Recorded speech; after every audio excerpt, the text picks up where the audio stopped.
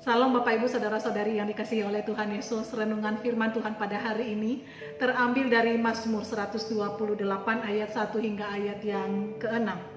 LAI memberi judul berkat atas rumah tangga. Judul ini menarik sebab di dalam Alkitab kita berkali-kali menemukan bahwa Tuhan menaruh perhatian khusus terhadap setiap rumah tangga. Jadi sebelum kita merenungkan firman Tuhan ini lebih jauh, saya ingin menyampaikan kepada Bapak Ibu bahwa keluargamu berharga di mata Tuhan. Ia memperhatikan dan juga menyediakan berkat-berkat yang baik bagi rumah tanggamu terlepas dari keadaan yang sedang berlangsung dalam rumah tanggamu saat ini. Jadi jika Tuhan menaruh perhatian khusus di dalam rumah tangga kita, betapa kita seharusnya menjaga baik-baik rumah tangga kita, sebab rumah tangga kita sangat berharga di mata Tuhan. Firman Tuhan berkata, berbahagialah setiap orang yang takut akan Tuhan, yang hidup menurut jalan yang ditunjukkannya. Artinya Tuhan berkenan kepada setiap orang yang takut akan Dia. Orang yang takut akan Tuhan mendapatkan perkenanan Tuhan. Orang yang takut akan Tuhan adalah dia yang berjalan di jalan Tuhan. Artinya orang tersebut adalah orang yang memelihara firman Tuhan, di mana di hatinya ada tempat yang luas bagi firman Tuhan. Bagaimana agar firman Tuhan mendapatkan tempat yang luas di dalam hati kita? Yaitu ketika firman Tuhan ini kita anggap sebagai sesuatu yang sangat penting, di mana pemazmur pernah mengatakan bahwa firman Tuhan, petunjuk-petunjuk Tuhan itu seumpama harga yang sangat berharga. Jadi tidak mungkin saudara seseorang menjadi orang yang takut akan Tuhan jika firman Tuhan tidak mendapatkan tempat di hatinya. Orang yang takut akan Tuhan adalah orang yang menghormati akan firman Tuhan. Orang yang takut akan Tuhan adalah orang yang menghormati kekudusan Tuhan. Orang yang menghormati keputusan Tuhan. Dan juga orang yang menghormati akan ketetapan-ketetapan Tuhan. Di dalam ayat yang kedua, firman Tuhan berkata, apabila engkau memakan hasil jeripayahmu, berbahagialah engkau dan baiklah keadaanmu. Atau di dalam terjemahan yang lain disebutkan demikian, kamu akan makan hasil jeripayah tanganmu. Berbahagialah engkau dan baiklah keadaanmu. Artinya apa saudara?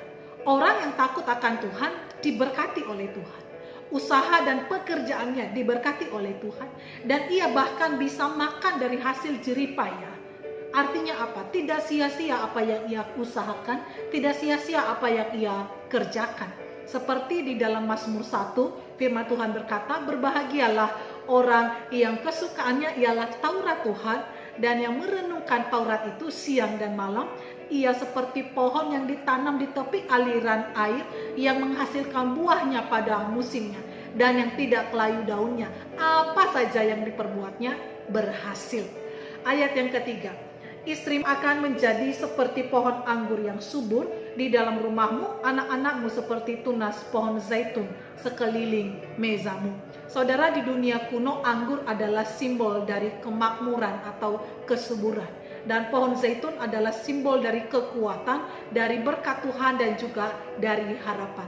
Jadi mari kita lihat di sini bagaimana Allah memiliki berkat khusus dalam rumah tangga, dalam keluarga yang takut akan Tuhan.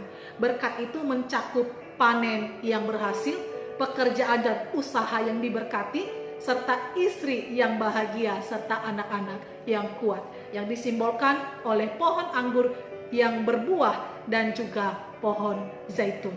Namun kita jangan lupa Bapak Ibu bahwa Allah memang menjanjikan keadaan yang baik bagi setiap orang yang takut akan Tuhan. Tetapi tidak berarti bahwa orang yang takut akan Tuhan tidak akan mendapatkan kesukaran. Firman Tuhan ini sangat dimengerti oleh bangsa Israel pada saat itu, karena mereka mengimani dan mempercayai bahwa Allah menghukum orang yang jahat dan juga Allah memberkati orang yang hidup benar.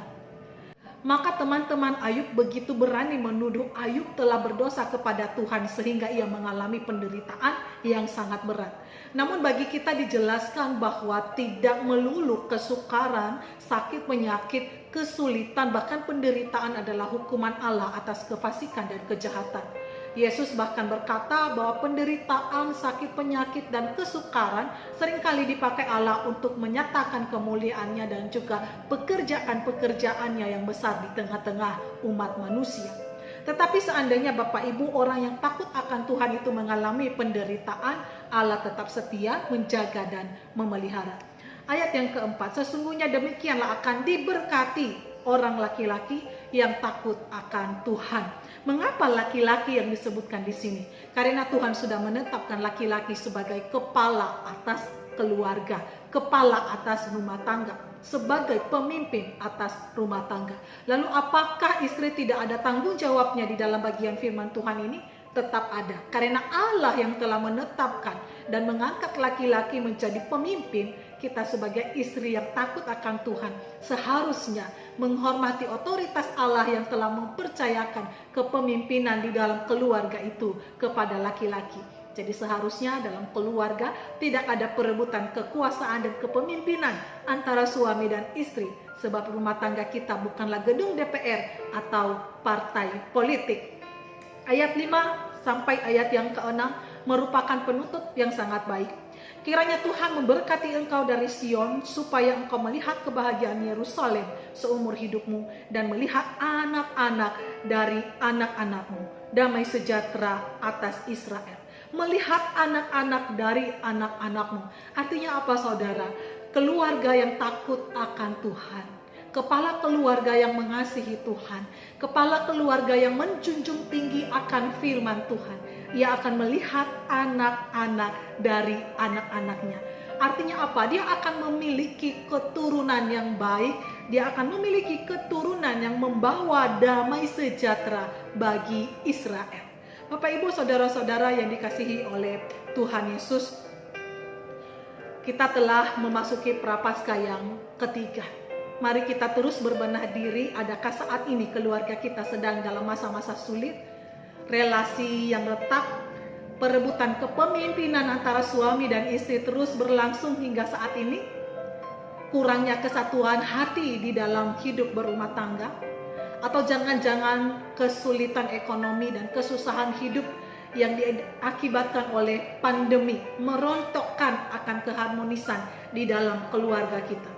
Firman Tuhan berkata kepada kita pada hari ini bahwa Tuhan Allah memberi perhatian khusus bagi setiap rumah tangga. Ada berkat-berkat yang disediakan Allah bagi setiap rumah tangga yang takut akan Tuhan. Oleh sebab itu, mari Bapak Ibu, jikalau ada kesalahan, ampunilah. Jikalau ada kekurangan, lengkapilah. Jikalau ada kelalaian, lupakanlah. Jikalau ada ketidaksempurnaan, terimalah. Sebab tidak ada keluarga, tidak ada rumah tangga yang sempurna. Sebab pernikahan adalah sebuah perjalanan untuk kita boleh memahami kasih karunia Allah yang tercurah bagi kita di atas kayu salib melalui penebusan Yesus Kristus.